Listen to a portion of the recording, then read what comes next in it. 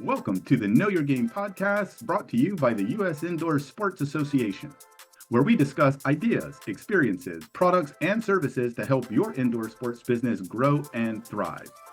Be sure to like and subscribe if this is your business or you'd like it to be, and join us as we learn. Memberships at US Indoor are just $1 for your first 90 days, so just head to the link below. Now, on to the show.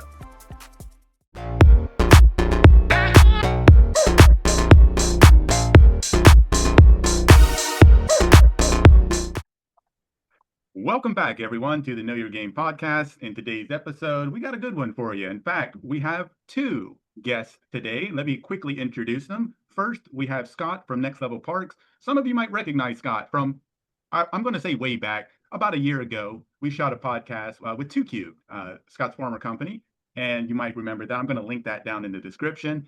And our other guest today is Hans from SkiMachine, who, again, for some of you, might seem vaguely familiar if you read our Go Indoor magazine this year. He helped compose one of the two main articles in there talking about SkiMachine technology. So I'm very happy to have both of them here today. Let me go ahead and pass it over to them to say their quick hellos. Scott, Hans, welcome aboard. Thanks so much for the opportunity. Great to be back, and look forward to discussing all things U.S. Indoor and how FEC and attractions might benefit owners and operators. Thanks, James. Great to discuss our industry together with you today. Great. And just for the folks watching, where are you guys at currently? Scott, I know, but go ahead for our audience. Where are you based? Yeah, so I'm currently in my home office in Anderson, South Carolina. Yeah, we do our business all over the world, but currently I'm in Amsterdam, the Netherlands, Europe, where we have our factory from where we ship our products worldwide.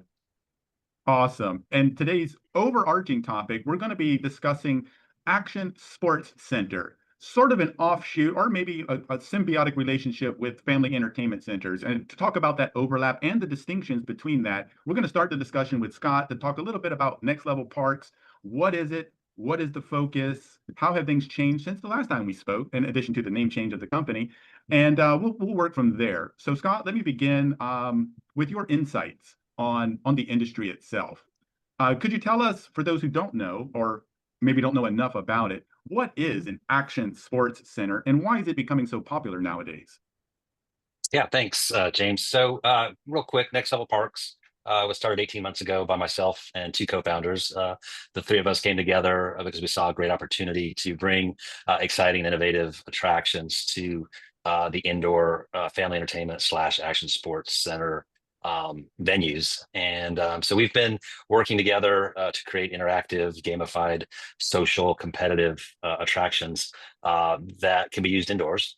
And really, we've seen a growth. I mean, my background and both of my co-founders come from trampoline parks, which are continuing to see an increase. I mean, my Google feed is filled with new park openings every week. So there's no shortage of people wanting to get indoors to do family attractions that get people moving and active. And so this idea of action sports, including the SkiMachine that Hans has, as well as other attractions, are just spot on for the U.S. Indoor owner operator to add to their existing square footage. And so I think it's a great opportunity for revenue generation, for expanded outreach into birthday parties and other league sports and competitions that are going on within facilities. Great. And to that, what sort of attractions, and you don't have to list all of them, but what would you say are the top 3 to 4, if I'm getting the terminology right, apparatuses, attractions is what the general term we would say. So we have a few. We have a pretty wide range of attractions that we can design and implement. But when it comes to kind of the larger structures, capacity is a big deal. So we look at what we call the strike arena, which is we can do it as small as 1,000 square feet and use height, or we can spread out across square footage. It's an interactive tag game that you can do as an individual versus time, or you can do as groups for birthday parties or teams of people. Both adults and kids can play in these structures using a soft play-based frame with interactive technology from Rugged Interactive. That's one. The second is just a general soft play, which would be kind of catering to that 3 to 10, 11-year-old for just play. If you think of play structures that are in fast food places or other things like that, and multiply that by many, many square footage. So we see that as a big attraction for drawing in the younger kids. And then inflatables is still a very popular item to add into the mix. And I'm not just talking like a bounce house castle. While that is an inflatable, we have these massive, large multi-attraction inflatables that can be placed in that have a number of different things for kids to do within that inflatable, and it's got a soft, safe landing spot for them. So I'd say those are the top three things we get inquiries about at this time. Okay, and what about trampoline parks? As everyone watching knows, it wasn't too long ago that was the craze, these trampoline parks. Is that some other form of attraction that you incorporate into your FECs and action sports centers, or is that fad already passed? I would not say that fad is past. And I think, again, if you just Google trampoline parks, I do a Google alert every week. So literally, there's new parks, whether they're franchise or independent, opening up every week. Our specific specialty at Next Level Parks is looking at existing trampoline parks that are 3 to 7 years old, or 3+ years old. And in general, parks that are that old have a ton of trampolines, and they wanted to take out a few trampolines and add some of our new attractions. So those new attractions can stand alone within a facility as well, or they can go into an existing trampoline park. We do have the ability to, through our manufacturers, both in the UK and in Dallas, to be able to do trampolines if that's something that's interesting to an owner operator. But primarily, we're in the business of taking out trampolines. Got you. And I guess a follow-up to that is, and one of the issues, we talked to a lot of owners and operators of these trampoline parks in our past, and we have a very exclusive insurance arm for US Indoor, shameless plug for Monument Sports Group. Yep. And there are very specific guidelines, protocols, bureaucracy that you have to deal with in terms of mitigating risk when you have certain kinds of attractions, namely trampoline parks and things of that nature. Yes. For our audience, what are some, I guess, pitfalls or issues or liability risk that owners should consider before adopting something like an FEC or an action sports center? Yeah. So one of the things we talk about with the attractions that we bring to the market is that they are low risk, low staff, high capacity, high turnover attractions. And so, which is why we end up taking out some trampolines and trampoline parks. But trampolines do have a risk associated with them. They do come with a bit higher insurance premiums. So you want to look at and really in conjunction with your insurance agent and broker, talk about the kinds of things you're looking at bringing in, because each different attraction can have its own specific risk mitigation and costs that's associated with that. I would say, from my understanding, trampolines have some of the highest premiums when it comes to risk mitigation. The attractions that we bring have a much lower risk profile and therefore have a lower premium.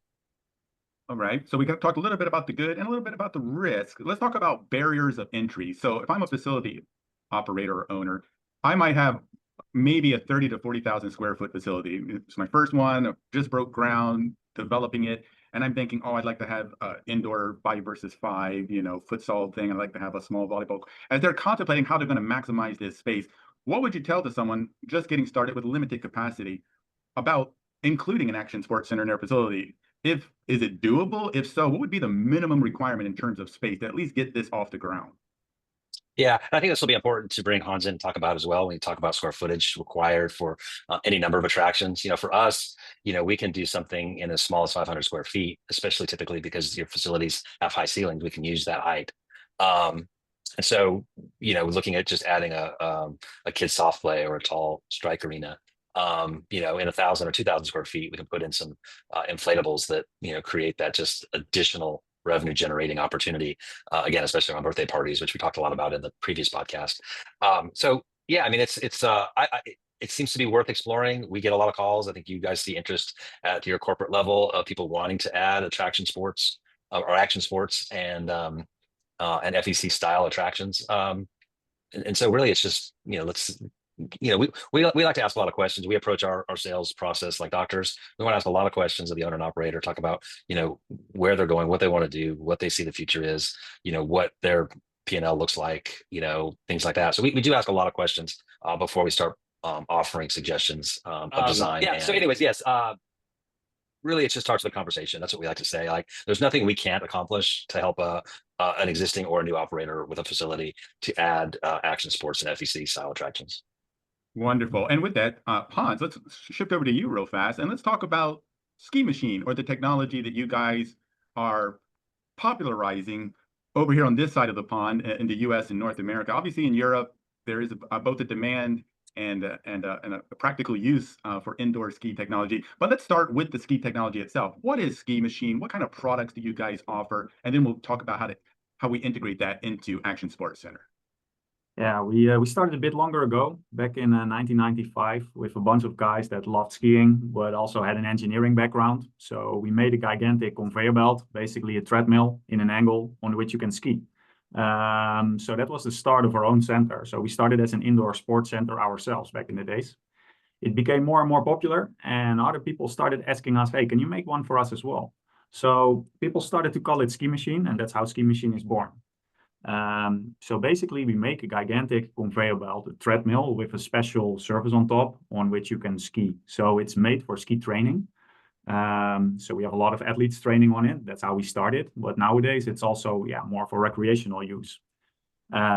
So in the end, we see that we get a lot of requests from trampoline parks that take away a couple of trampolines, from indoor sport facilities, from ski shops, from sports centers that want to diversify. So we usually include our products in larger centers. Whether it's a ski shop or an action sports center. So usually it's an action sports center or a leisure center, basically. Got you. And as you were talking, I'm flashing images of some of your technology, some of the different conveyor belts, the different types of ski machines. Again, for those who read the Go Indoor magazine, you can also see examples of that in that article. Now, when people look at this, or as they see this, they must think initially, wow, that looks pretty expensive. Can you talk us through the costing of something like this from everything, from the apparatus itself, from the installation to the maintenance? What sort of cost are we talking about here, Hans? I mean, at this moment, people are still unaware of this concept, especially in North America. There are 10, 20 locations where you can do some indoor skiing. In Europe, it's very popular. There are numbers of locations all over. They are next to ski resorts. They're in the cities. So usually we create centers which are between 5 and 10,000 square feet. We install 2 to 4 ski machines. The ski machine has a price tag installed on location with all the options and extras of roughly 150,000. Then you can ski with 3 persons simultaneously. So you're basically selling a ski experience. So you're selling ski lessons. Our customers are usually focused on returning customers. So you don't want to sell a single lesson. So you want to teach somebody something. So you sell a package of 5 or 10 lessons, or you even try to sell them a subscription to make people better. So what we see in North America with the racing lift ticket prices, with the racing cost of going on a ski holiday, that it becomes even more popular to go to your local center, put your kids on a couple of ski lessons, so you are prepared in advance. And when you go to that ski resort, you already have the feeling of skiing, you know what needs to be done. So you put your kids on skis, they don't start crying, so you have a bit more fun. And you're not spending your entire ski holiday on the bunny slope. And actually, that's where it all comes together. Because if you just put 2 ski machines in a center, it's just a center focused just on skiing. So that's where Scott comes in. Usually there are some attractions on the side. It could be everything. Some of our customers try to create an action sports center, others try to create a leisure center, some try to create like a snow winter wonderland world. That's what makes it interesting. I mean, the general rule is that you have at least 3 different activities, so you can make sure that people stay a little bit longer and spend a little bit more money in your center. Yep. Yeah, what I was going to say is maybe everyone who comes to your facility may not be into skiing or doing the ski machine, so they need something else to do, while maybe other members of their family are doing the ski machine. So sort of making it comprehensive, that whole area, that whole experience, definitely makes sense. Let's go back to the machine itself. Now, you mentioned it's a conveyor belt technology. Does it actually use real snow? Are there like temperature requirements in your facility to make this operational? No, we use an artificial ski surface. So the ski surface is usually 20, 24 feet wide, 30, 36 feet long. So you can ski with a lot of space around you. You can freely move around and practice. I mean, the stepping stone to skiing is usually, quite high. So you have to travel, you have to go to a ski resort, and you have to learn how to ski. So we try to bring skiing to the city. We try to bring skiing, to everyone. So the stepping stone is way lower. Just book a lesson in the city center, have some fun, bring your family, drink a hot chocolate afterwards. And that's how the centers also are built. Great. And I'll make this sort of a 2-part question. Same question, but for both of you. I'll start with Scott. As someone incorporates or builds out an action sports center in their facility, Would that require any special staff, meaning staff that has specific knowledge on how to, I guess, operate or facilitate this? Or can basically anyone who already works at a facility sort of learn the ins and outs of how to run that aspect of the company? Yeah, I would say most attractions can be run by any staff that exists at a facility. I'm sure with Hans as well as with any of our attractions, post installation, we provide training on how to do that. We have videos and ongoing support if there's turnover, things like that. Somebody needs that. So yeah, it's a pretty I'll say simple attraction to learn. Hans can speak to SkiMachine if there's additional training required there. There are some things like a zip line where you have to be harnessed up and you're raised up, where which are great attractions and use ceiling heights, but they do require in many states that you be 18, that you go through special certifications through state or local municipalities that require those kinds of things. So other than a zip line, anything that we would provide, I can't see requiring any special skills or training. Gotcha. Hans, same question. Yeah, I mean, in the end, like Scott said, safety first. But for the SkiMachine, it's also important. There are two things important. You should make it fun, first of all. But for the second part, you should make it challenging. To make it challenging on the SkiMachine, you need to know how to ski or how to snowboard. So you walk your customers through a process. So you start off at the first level and you build it up to level 30. And even if they are at the end level, so you want to continue to learn your customers something. So because you want to create returning customers, you need to make it fun, but you also need to make it challenging. And yes, you need the skills for it. But that said, it's also interesting now that we install worldwide. As we speak, our guys are in the Middle East, in Kuwait, for example. And wow. There are not a lot of ski instructors over there. So these guys, they learn it from scratch. I mean, they're just a bunch of athletic guys. You put them on skis and first hour, it's kind of funny. But after a week, they master how to ski and they can learn the basics to others. So for us, it's a bit more important that there is always somebody in front of the machine that knows how it works and that can talk you through a lesson.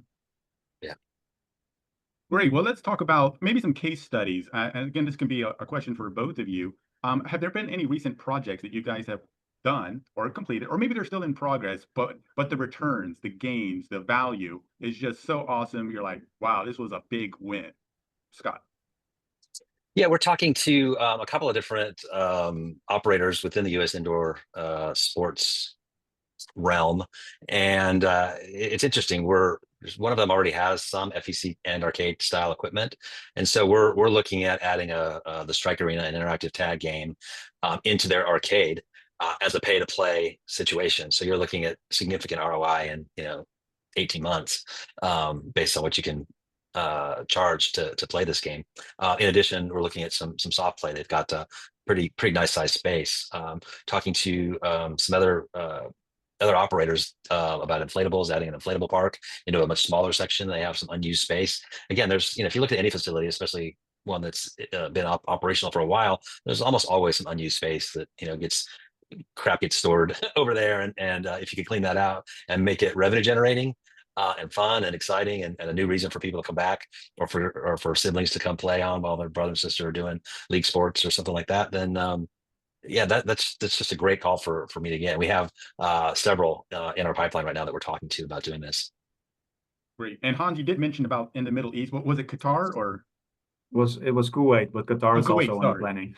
There you go. Yeah. So that's just a testament to how popular skiing can be in the middle of a desert. Yes. How about here in the U.S.? Have you been conducting any projects here? And if so, what states, what regions within the U.S. seem to have the most or the highest appetite for something like a SkiMachine in their facility? Mainly in Colorado, it's popular. So there are a lot of skiers. They like to ski year round. They like to bring their kids on a ski holiday. So they bring their kids to the center first. They learn the beginnings and then they bring them outdoors. But we see, different types of customers. So some are a little bit further away from the mountains. And when you're further away from the mountains, people think about skiing when it becomes winter. So temperature goes down, they start thinking about skiing for next season, and then they book a lesson package. While if you look at Colorado, the interesting thing is that so much people love skiing over there that they see it like as a sport, that they want to do it year round. So they get a subscription and they just go for their weekly ski session. They already know how to ski, but they just love skiing. They just like to refine their technique, build up muscle memory. they really see it as a sport. So it depends a bit on your location. But besides Colorado, we also have a project on the planning for Los Angeles, where it's next to a ski shop. The goal there is a little bit different. I mean, it's a gigantic eye catcher. If you buy your new gear, you get a couple of ski lessons. And if I look at a location, for example, near Minneapolis, then it's in a gigantic multi-sport center. So people come there to play soccer. There's a volleyball court. There's everything. So there's also skiing. Great. And to the skiing point, someone like myself, for example, who's never skied a day in his life or snowboarded, but I think, wow, I'd like to try that, but I don't own a pair of skis. I don't have all the gear. Is gear rental the norm for a facility that has an indoor ski machine, or are people usually required to bring their own gear in order to play? Or you go to a center, you book a lesson, and they will give you a pair of boots, they will give you a pair of skis or snowboards, whatever you like, and you start your first lesson. So you don't need experience at all. It's a very safe and controlled way to learning. I mean, you can control the speed of the slope, but also the inclination. That makes also that a lot of, I mean, if you didn't start young, then you can still, then it's usually like you don't want to learn it anymore because it takes so much effort. But if you can learn it indoors, you can hold on to the exercise bar when you're having your first lesson. It feels more secure. So we also see a lot of like slightly older persons that just want to get their first lesson. Great. That was going to be one of my other questions, was demographics for a ski machine. Like, what kind of audience are usually more jazzed up about it? Is it the younger kids? Is it the teenagers in early 20, the athletes who say, I'm great at volleyball, I'm going to try this old ski thing? Or is it some of the more seasoned people with experience, maybe a history of skiing, who just want to keep the dream alive? What sort of demographic do you feel are more enthusiastic about ski machines? Yeah, I mean, first we installed the ski machines at ski resorts. So you have these race teams and they want to train year round. And in the summer, they have to fly all the way to South America or even to New Zealand to ski. So now they can train close by home, and they can train a lot, and they can train on an endless slope. Nowadays, it's a little bit different. I mean, we see these indoor ski locations where they set up in the morning, they start with fitness classes on skis. In the evening, there's kids that sign up for the local ski team. They just go for their weekly training. So if I usually ask this question to our customers, then they say it's 50-50. 50% is kids, 50% is adults. It's a great combination. And it makes also that the kids bring their parents and the parents bring their kids. And that's where all the other activities come in. Awesome. And Scott, let me flip over to you real quick. Now, you did mention at least one attraction, the interactive, I believe it was a sort of a soccer, you kick the ball into the wall and it keeps track type of game as one of your more popular attractions. But let's flip the script. Are there, in your years of experience, are there other kinds of attractions that sometimes facility operators think, wow, on paper, this looks awesome. I bet a lot of people are going to be are a lot of people going to love this, but they put it in their facility, and for whatever reason, it's a flop. It just doesn't take off. Maybe it's too dangerous, or it's just not popular. Are there any, we'll call them pitfalls, things to avoid when it comes to inserting them into your facility? And I appreciate the question. You did bring up an attraction that we call a multi-sports court, which is soccer and basketball, typically, sometimes a third game volleyball on an air track, which I did not describe in those first three kind of popular attractions. But that multi-sport court is a great one. It does have some interactive, especially in a facility that already does soccer, allows some a little more gamified fun versus the full-on sport version of soccer/football, and it has basketball, and so that's a great attraction. I think the honest answer to your question is, if we're doing a good job in our sales process, you're going to get the right attraction. I haven't seen where someone purchases an attraction across any of our venues, in the past 18 months. And then, I've got 15 more years prior to this within the industry of attractions that just kind of dud out or don't work, and they want to, remove them after 6 or 12 months. So yeah, I think if we're doing the right job and not just pushing our product and drinking our own Kool-Aid, then we're going to get you the right attraction, because we'll do our due diligence. Gotcha. And Hans, over to you, a slightly different form of that question. In your years of doing this, what would you say are maybe two things that someone buying or purchasing a ski machine for the first time, what should they watch out for in terms of anything, in terms of the device itself, having space for it, the safety risk? What are some warnings that you would give to people before just jumping in and paying for a ski machine in their facility? Yeah, I mean, I'm curious what Scott will answer on this question, but I do see that all of our customers, there's always a certain passion. And also, if you talk about additional activities, there's also always something that they like. So if they just see it as a just as a moneymaker. They put it like in an empty industrial warehouse with the walls that are not even covered, with a very boring entrance, which is empty. Then it will never work. So Right. if there's a little bit of passion involved and somebody really likes it, then they automatically create fun for their customers. And that's the biggest thing. Of course, we see small mistakes, but we can usually solve that upfront because we always make a floor plan with our customers. We even make a walking plan with them. We discuss all additional activities. So usually, I mean, there's always some fine tuning after the opening, but usually we can take away the big mistakes in front just by discussing, all the topics with our customers.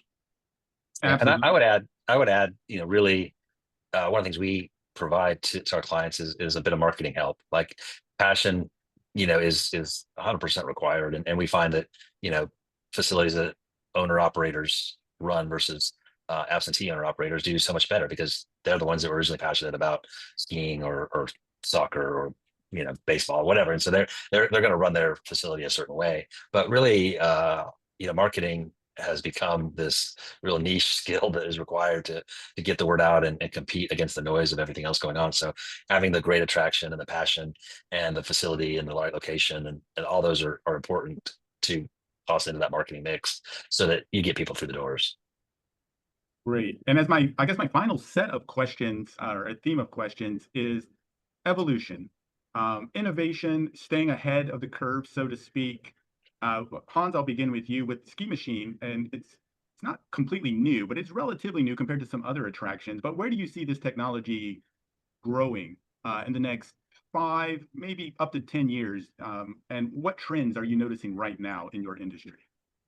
I mean, for the US, it's definitely new. A lot of people are still unaware that it even exists, but it's only getting better. So we are constantly improving the ski surface. So we want to make indoor as close as possible, as outdoor as we can get. But besides that, small innovations like putting a projector on top of the slope and making sure that we project snowman or Christmas trees for the kids to make a slalom. A slalom for adults as well, of course. So we are working on trackers on the ski boots to give you a score after you finish the slalom. We have a camera system, so you push a button or your instructor pushes a button and you can see your own video and you can fine tune your technique. People love this small gadgets.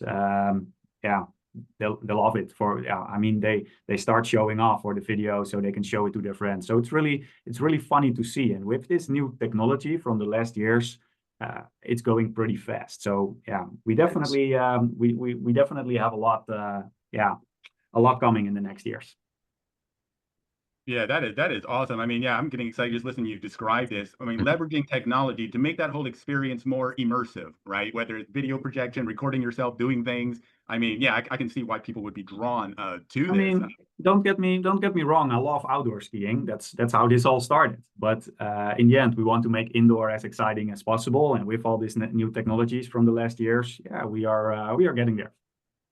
Wonderful. And Scott, same question. Now and we talked a little bit about this at the beginning of the call. Your company has sort of rebranded. You sort of I don't want to say shift your focus or anything, but pivots have been made. Changes, updates, improvements have been made in your industry. What would you say are some of the trends right now, and where do you see this Action Sports Center trajectory going in the next 5, maybe 10 years? Yeah, I think we're going to continue to see gamification be a big part of that. So taking, like I said, traditional soccer, basketball, volleyball, and kind of gamifying that through technology, so that you have leaderboards. The generation that's coming up is just really drawn to that competition and seeing their names on leaderboards.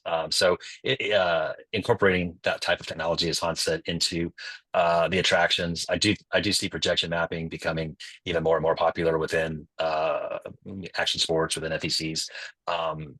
I see it on ping pong and pool, and you just see this projection mapping technology all over the place. If you go to these trade shows, it's really impressive, and I think it'll just continue to improve and create some pretty winning new attractions. Augmented reality, it continues to find its place, which would be not using virtual reality goggles, but just being in an immersive atmosphere of augmented reality, either using TVs or projection mapping on the floor or across the walls, so you're fully immersed in an environment on Mars or under the water, or whatever you might be. So I think those types of things, like gamification and just really the idea of putting yourself in new immersive worlds through augmented reality and through virtual reality, it continues to make strides where you are putting the goggles on and putting yourself into some new environments. I don't know, are you seeing any kind of virtual reality, Hans, where people want to put a goggle on while they're going down the slope?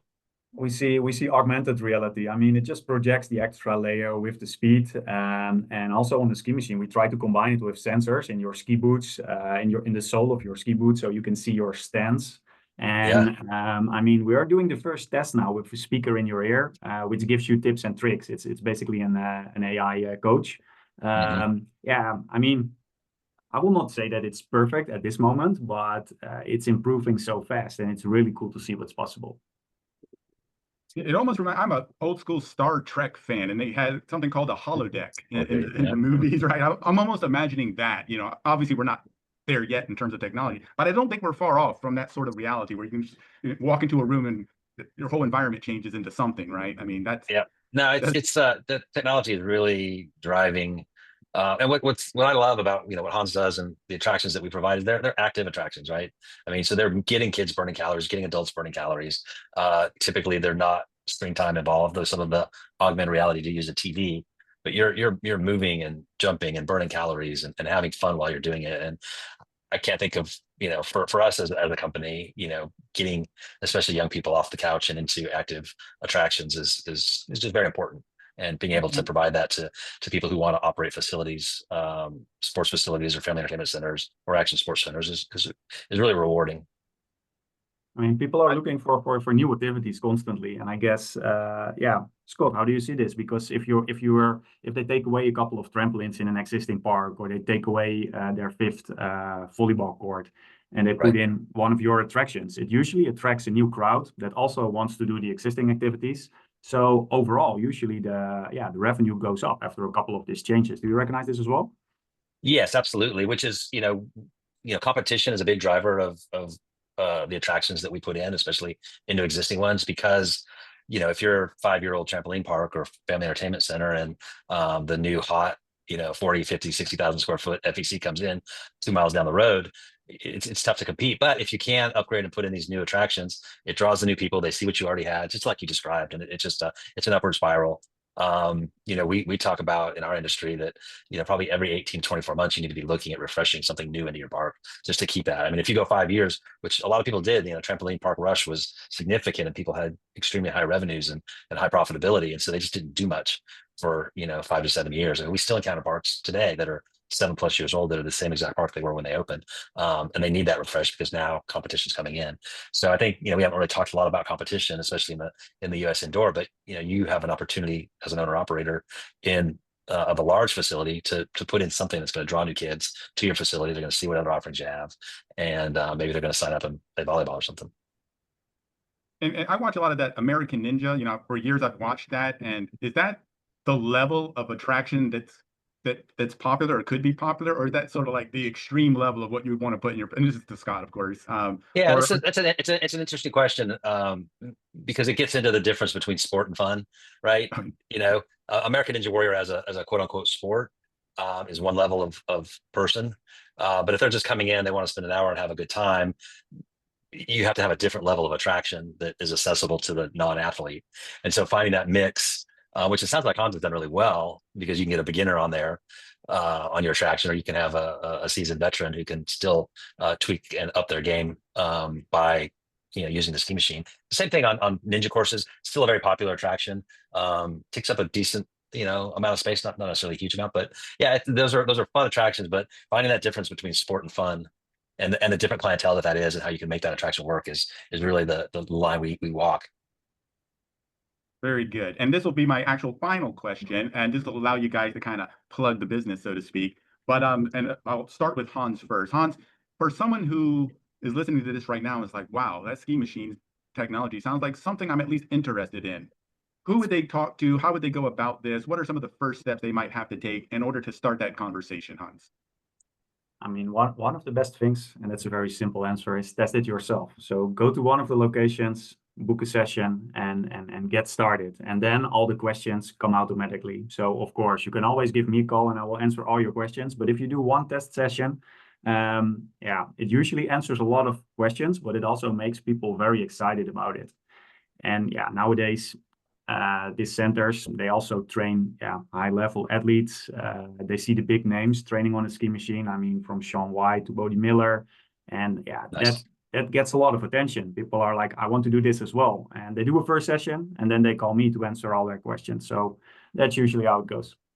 Wonderful. And while you're talking, Hans, go ahead and tell us your name, contact information. How can people reach you directly? SkiMachine.com. And if you have questions to me, Hans, Hans, at SkiMachine.com is the easiest and quickest way to reach me, and I will give you a call. Wonderful. All right, Scott, let me flip it over to you. Same thing for someone who's looking to either add, improve, or grow their existing action sports center. How would they get in touch with you, and what does that whole consultation process look like from the get-go? Yeah, so we've built up what I think is a very fine website at nextlevelparks.com. So what you see behind me.com. I'm at Scott, SCOTT, at nextlevelparks.com. Reach out to me. We just love doing data gathering, discovery calls with people, and that's really like I spoke about earlier in the discussion. Asking a lot of good questions about goals and budgets and timelines and things like that really help us get to the right mix, either single product or product mix to go within a facility. We've curated a really nice YouTube channel, which is just youtube.com/nextlevelparks. There you can find quite a number of videos of the attractions and some pretty exciting coming soon attractions, including slides. I didn't really talk much about slides, but slides is probably one of the hotter items coming down the pipeline right now with the addition of Slick City, which is an indoor dry water slide park that are growing pretty expansively throughout the US. We have quite a number of slides that we can add as well. So you see a lot of pretty exciting coming soon things. And then just reach out. We'd love to set up a discovery call and see what your needs are and how we can help. Awesome. Now, before we close shop on this particular podcast, we want to start a new tradition, so to speak. In fact, Hans came up with this suggestion. I'd like to go ahead and advance it to both Scott and Hans. Is there a question you would like to ask the next person we happen to interview on the next episode? And if so, what would that question be to the next person I interview? Yeah, assuming that you will interview, let me think, you will probably interview or a supplier of indoor sport equipment, or you will interview, one of the centers. So I guess when you get started, people are completely unaware that you exist. They are aware of your location. They're aware of your concept. So when you get started, how are you going to attract your new customers? Great question. And whoever that next person happens to be, or people, maybe it'll be a dual interview again. They'll have to answer two questions potentially. Scott, what do you think? Throw a question at them. That's great. I'm thinking a lot about the younger generation. So thinking a lot about kind of people 18 and under. And my question would be, what are you doing in your facility or through your products to attract the 18 and under crowd? Great. Wonderful question. And as we wrap this up, of course, I want to say a big thank you to both Hans and Scott for being here. Super busy, as you can imagine, and we really appreciate your time. I assume, I'm not obligating you, but I assume you'll both be at our conference next year. I'm sure Scott will probably be exhibiting as he always is, and Hans, I hope Yes. whether you exhibit or not, that you're there, and that folks can talk to you personally. But please don't wait till then to talk to Hans and Scott, everyone. Reach out. You saw their contact information on the screen. Let them know, hey, I'm interested. I want to get this project off the ground. You're in very good hands, and we can't wait to see you on the next one. Till then, thank you, Scott. Thank you, Hans. Take care, everyone. Thank you, James. Thanks, James.